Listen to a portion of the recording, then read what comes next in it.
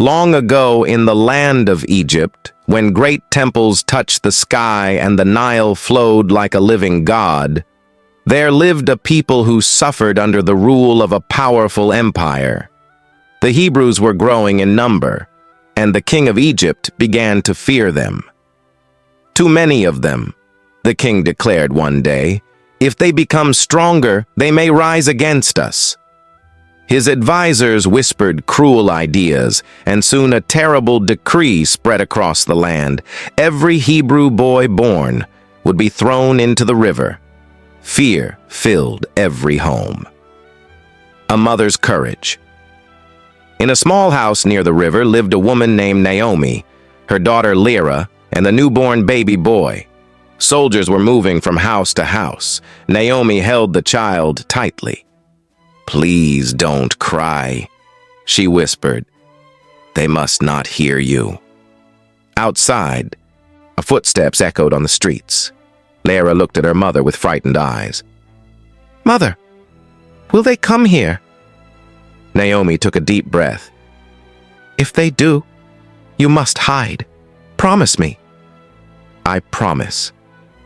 That night, Naomi made a decision that would change history. Instead of surrendering her child, she placed him inside a carefully woven basket and carried him to the Nile River. Lyra followed quietly behind. Naomi kissed the baby's forehead. "May God protect you." She set the basket among the reeds and stepped back, tears falling silently. Lyra stayed hidden nearby, watching. At that very moment, the daughter of the Egyptian king, Princess Amara, came to the river with her attendants. She noticed something floating among the reeds. "Bring that basket to me," she said. When it was opened, a baby looked up at her and began to cry. The attendants whispered nervously, "My lady, this is a Hebrew child." The princess paused for a moment, but instead of turning away, her heart softened. "This child will live," she said firmly. Lyra stepped forward carefully. "I know a woman who can care for him," she said. Princess Amara nodded. "Bring her. The child will grow under my protection." And so the baby returned to his mother, yet he would be raised between two worlds. They named him Aaron, because he was drawn from the waters. Aaron grew up in the palace of Egypt as a prince.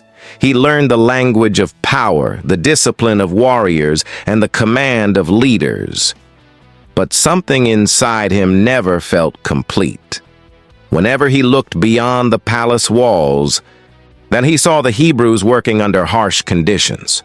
One day, while visiting a construction site, he saw an Egyptian guard beating a worker. "Stop!" Aaron shouted, but anger rose in his heart, and in a moment of fury, the guard fell. Silence filled the air. Aaron realized what he had done, and soon the truth spread. The king's anger would be deadly. So Aaron fled Egypt and wandered into the desert. A new life in the desert. Far from the palace, Aaron met a shepherd family led by a wise man named Ramal. Ramal welcomed him. "In the desert," Ramal said, "titles mean nothing. Only truth remains." Aaron stayed. He learned to listen to the wind, care for flocks, and live simply. Eventually, he married Ramal's daughter, Zira, and built a quiet life. But deep inside, something still called him back. The voice in the fire. One evening, while guiding sheep near a mountain, Aaron saw something impossible. A bush burning with fire. But it was not turning to ash. He stepped closer. Then a voice spoke. "Aaron." He froze. "Remove your sandals. The ground you stand on is holy." The voice continued. "I have seen the suffering of my people in Egypt. You will go back and bring them out." Aaron was terrified. "Me? I'm no leader."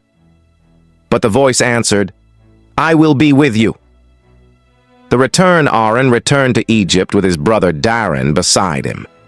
Together they stood before the king. "Let our people go," Aaron said. But the king refused. What followed were signs that shook the entire empire.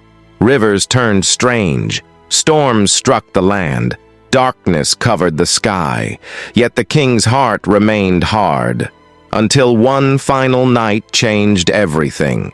The Hebrews prepared quietly, and families stayed inside their homes, ready to leave.